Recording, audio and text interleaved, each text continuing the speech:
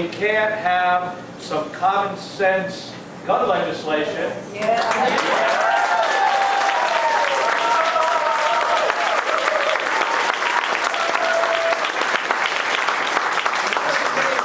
Death rate for firearms that's about 20 times higher than any country you would want to compare us to.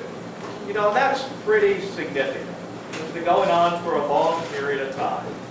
And one of the reasons we have that, I mean, it's complicated. There isn't one reason why we have this issue. It's a complicated problem. But there are several things we can do to address this. One of the things we can do, and we're trying to, which is evident from the mass shootings that you sometimes see in this country, is mental health issues. It's very clear that the guy who shot Gabby killed 6 of her constituents, including a 9-year-old girl named Christina Taylor Green, who was born on 9/11 and died on another day of tragedy in our great country. We have to make it harder for criminals and the dangerously mentally ill to get guns. It's a very simple thing we can do.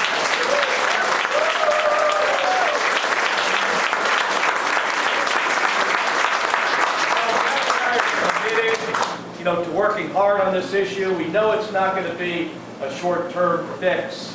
We're working with the United States Senate and the House to try to come up with something that everybody can agree on. Gun owners, non-gun owners, law enforcement, the medical community, the mental health community. Like I said, it's complicated.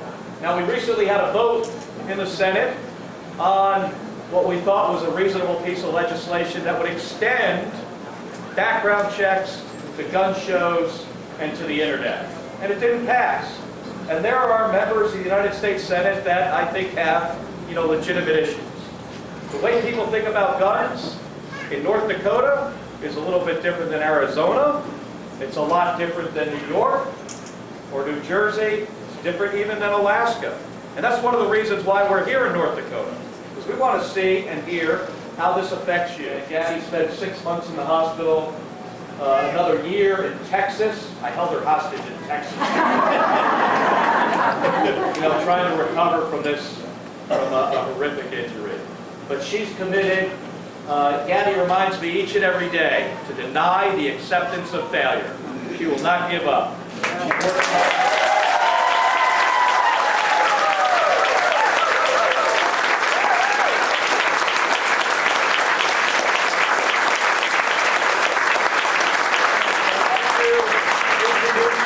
To the woman who inspires me each and every day, my beautiful wife, former Congresswoman, Gabby Giffords.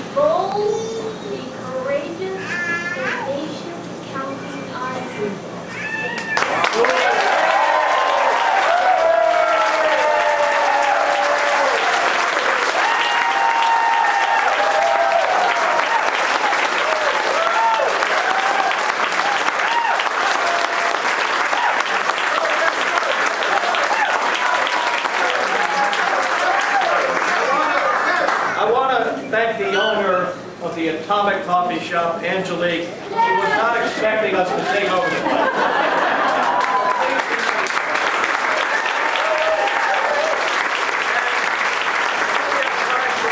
Questions I'm told.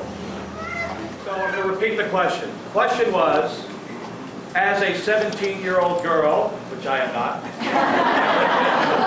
You know, how can my voice be heard?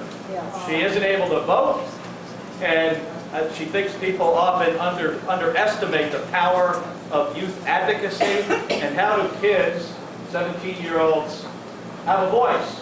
Let me tell you something. Gabby was a member of Congress for 3 terms while I was married to her, and before that she was in the state Senate.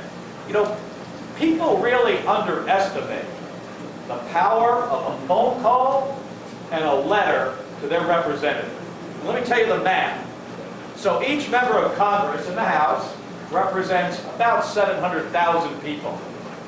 But they don't receive 700,000 letters or emails or phone calls each day. They actually receive not too many, very few. Like in a week, you know, maybe there might be 500 letters or 500 phone calls. If something's really busy, like an issue like this, they'll get a lot more. So the person who picks up the pen or types an email or makes a phone call, or better yet, shows up, really has their voice heard and has an incredible amount of influence, much more than you would ever, I think more than you will get when you're voting. You're showing up, now you're going to have influence when you vote in a year, but before that you can show up in the office now, and that congressman or congresswoman will listen to you. You know, the gun laws change in this country, and he talked about how actually lately murders have gone down. You know, I think we can have it both ways. People have the right to defend themselves. I have a gun in my house for defense. I imagine you do too. And it can be a very effective means of, you know, ending a really bad situation. It can be. You know, one of the reasons why we have, I think, in some places, lower robbery rates, and I will agree with the gun lobby on this, because some people have guns in their home.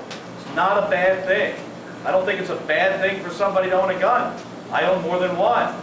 At the same time, there are a lot of things we can do to try to keep guns out of the hands of people that shouldn't have them, like criminals. You know, since 1999, 1.9 million criminals were stopped from getting a gun when they failed a background check in a gun store.